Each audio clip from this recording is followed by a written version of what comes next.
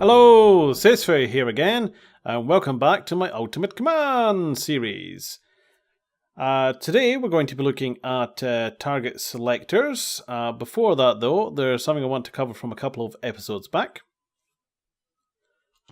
So a couple of episodes back we were talking about F3 screen and various other buttons you can press with it. Well, I managed to miss out a few. I'll just mention first off, there's one that claims to adjust fog distance. Well, it doesn't seem to work anymore in the latest 1.8 snapshot, so it's not here. But I believe it's F3 plus F, I think, off the top of my head.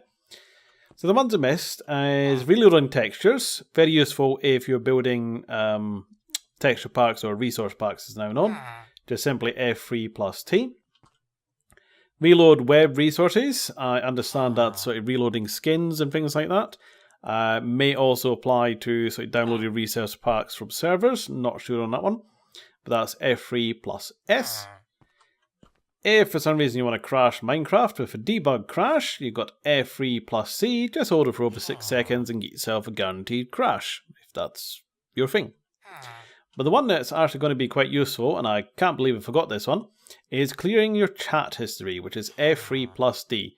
So if you're playing with an awful lot of commands, and the commands have sort of started spamming your screen with stuff, and now whenever you open your chat history, that goes, all the way up here and you can't see a damn thing.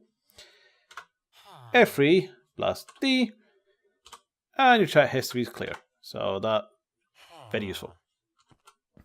So on to the purpose of today's episode, and that is target selector variables. What are target selector variables? Well, it's actually quite simple in respect that they actually tell you inside the command block. So, written here is where it tells you about them. A little bit of history first off.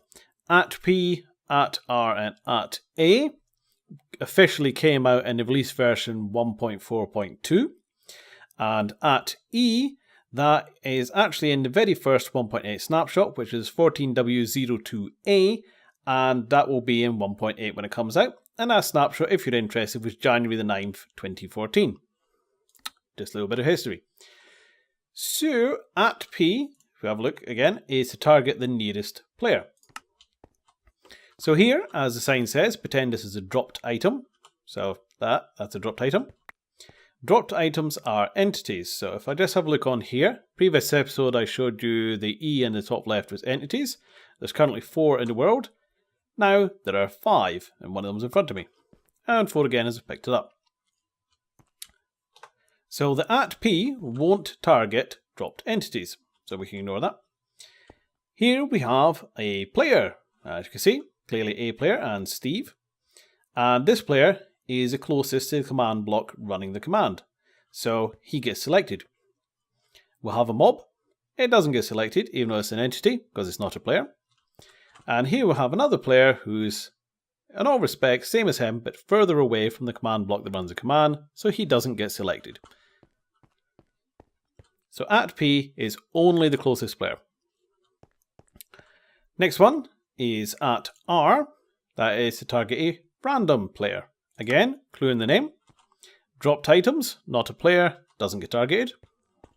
Here we do have a player, and he might get targeted, or he might not get targeted. A mob, doesn't get targeted at all.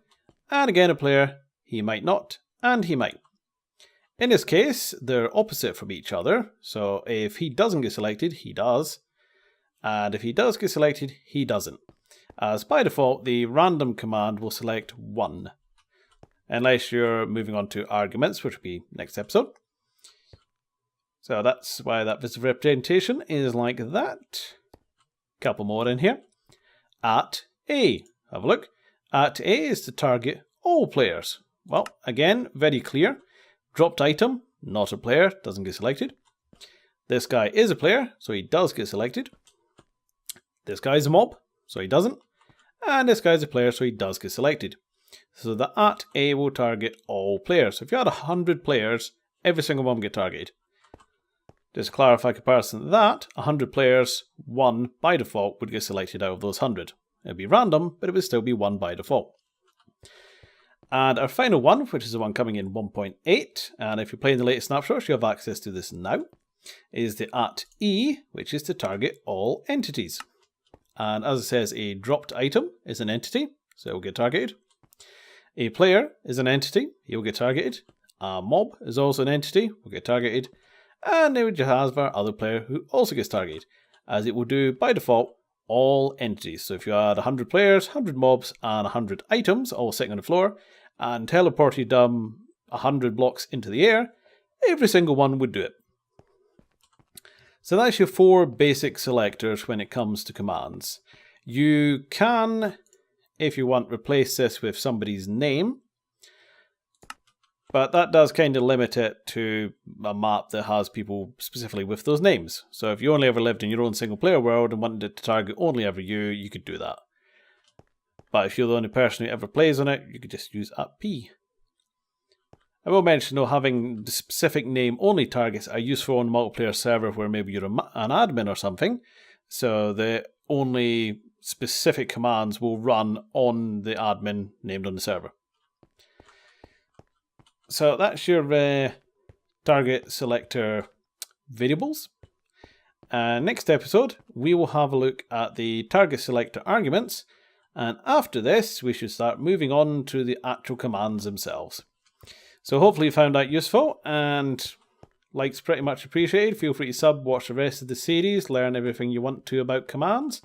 And again, if I've missed anything, do let me know. So as per usual, thanks for watching, and bye-bye. And off we get. And there it goes. That's just a visual glitch. A few more down there, just from recording. Right, so let's head out now.